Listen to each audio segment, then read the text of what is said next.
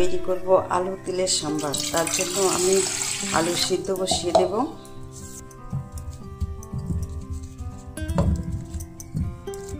আমি আলু তিলের সম্বার, তার জন্য আমি আলুগুলোকে সিদ্ধ বসিয়ে দিয়েছি। এবার আমি তিলটা ভেজে নেব।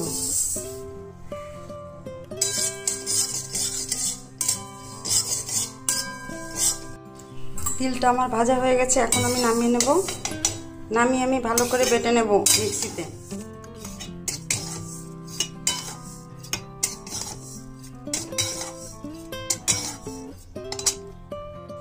তিলটা আমি সুন্দর করে পিষে নিয়েছি। আলুগুলোকে আমি সুন্দর পরিষ্কার করে নিয়েছি। আর দিয়ে দেবো পরিমাণ মতন লবণ।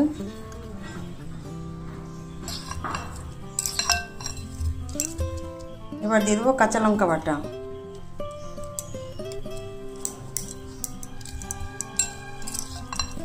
তিলটা আমি পিষে রেখেছিলাম, এবার সেটা দিয়ে দেবো।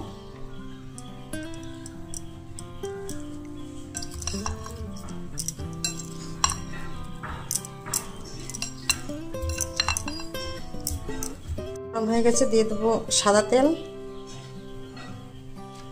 তেলের ভিতরে দিয়ে দেবো 2টো শুকনো লঙ্কা, পাঁচফোড়ন।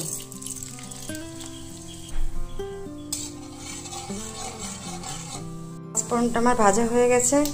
এখন আমি গরম তেলটা আমি আলুর ভিতরে দিয়ে দেব।